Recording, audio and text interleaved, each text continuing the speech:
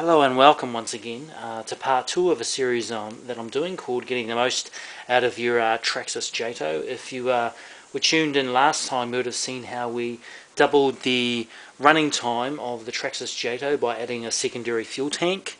There it is right there. You can just see the lid of it popping through the windscreen there.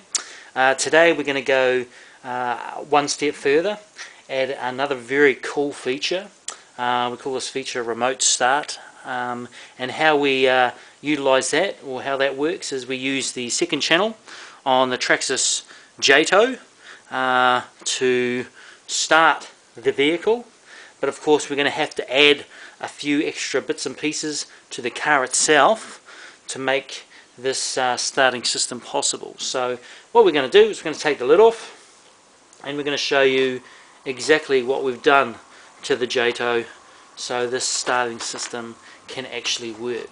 So why don't we just I'll just grab the camera and we'll move up to the car and we'll have a closer look at exactly what we've done.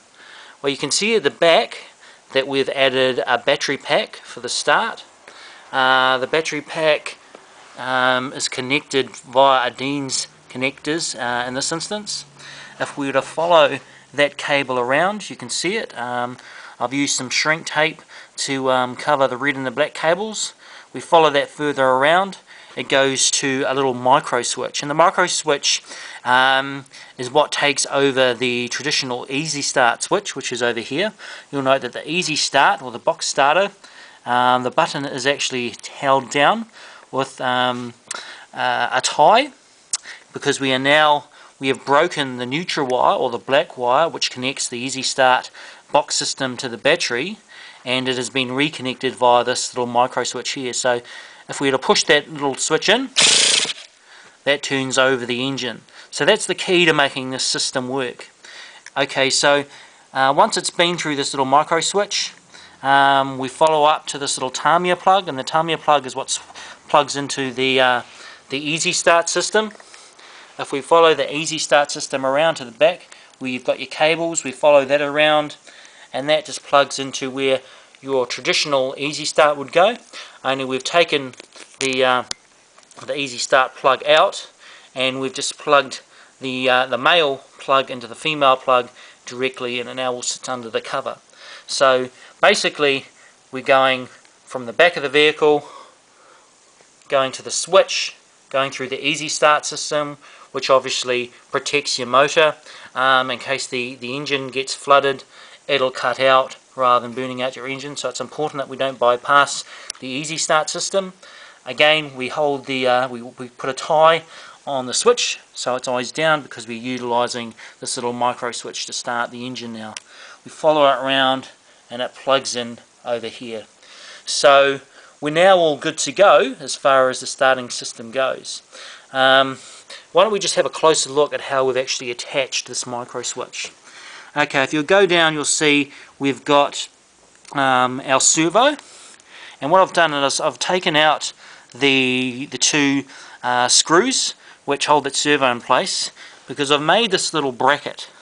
It's sort of like an S bracket, and I've drilled a couple of holes into that little bracket and fixed this micro switch, which just happens to have a couple of holes already in it, to that bracket. And once that bracket's attached to that, I reattach it to the top of the servo, and that all holds that nicely in place. Because what's happening is when we push our brake all the way forward, once we have adjusted our throttle trim, and I'll demonstrate that now, I'll just turn the transmitter on. So I've just turned it on. So once we turn that on, I'll turn on the power here, and when we push the brake forward, you'll note that that moves forward. When we throttle, it barely touches it. Now what we do if we want it to start is we go to the control panel, the transmitter again, we turn the throttle all the way down, and that just adjusts the trim on the vehicle very slightly. So now when we brake, it actually starts the vehicle. So once the vehicle is started, we just turn our throttle trim all the way back to the center for normal operations. So now when we go forward or accelerate or brake, it's not starting the vehicle all the time.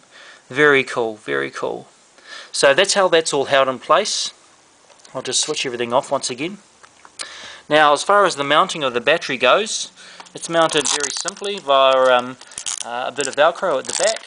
So what I've done is I've put a little Velcro on the battery, top and bottom, and this obviously is a Velcro strap, and basically it is attached, or we thread it basically through the back bottom here like so. I'll just pull that through, and then we pull it back through the top here like so, and I'll just pull that nice and tight, hold that down, and that holds that in place so it doesn't go anywhere. It can't go sideways, it's locked in perfectly. Now, as far as the Easy Start at the front goes, that's held in place pretty simply.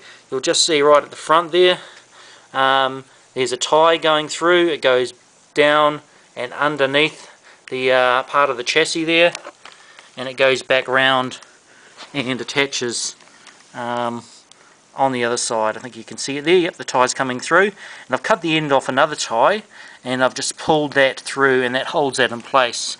So, and that's locked in solid, that's not going anywhere, and it fits very snugly, very perfectly, just under the front shock tower. So, very simple in its construction.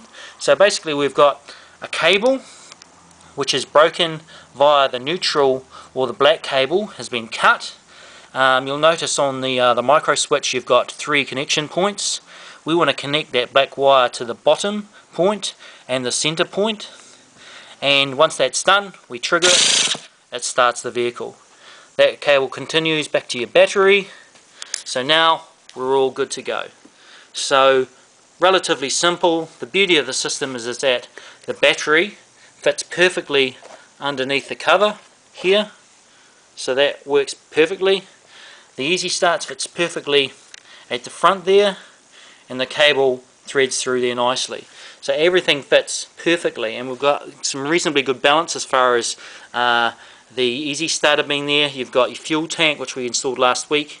You've got your cable, and you've got a light 7.4 volt LiPo pack here at the back. You can use your normal NiCad if you like, that's fine. The reason I'm using this is, one, it's just I just had a spare LiPo left over which I wasn't using.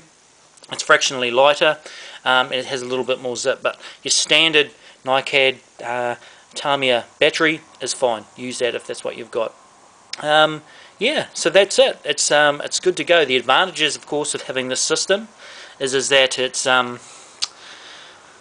very convenient. If you ever stall, if the vehicle stalls, just slide your trim down, brake, and you start up again. Next week we're going to have a look at a remote stop system, which is also very, very cool. And it's using a 3rd channel. You'll note on my transmitter there, it does actually have a 3rd transmitter switch there. And when we flick that, that is what kills the engine. Very cool, and that's convenient just for general stopping. If you're a long way from the car and you need to stop it, it might have rolled and it could be revving its guts out. You want to stop it, but you have to run a couple of 100 meters to turn off, flick the switch, just stop it. Or just in general running, you've had enough, instead of driving the car to yourself, walking over it, pinching the fuel line, stopping, flick the switch, and then it stops. Very cool, very convenient, and as you'll see next time, it is actually very quick, easy and convenient to put on. And I'm going to leave it up to your imagination as to where we put this system and how it works. Just looking at the car, there really isn't a lot of room left on the car now to utilize a 3rd channel, but you'll see just how straightforward and simple it is next time. So meantime, I hope you've enjoyed the video, and keep on enjoying your Traxxas J-Day. Till then, see you later.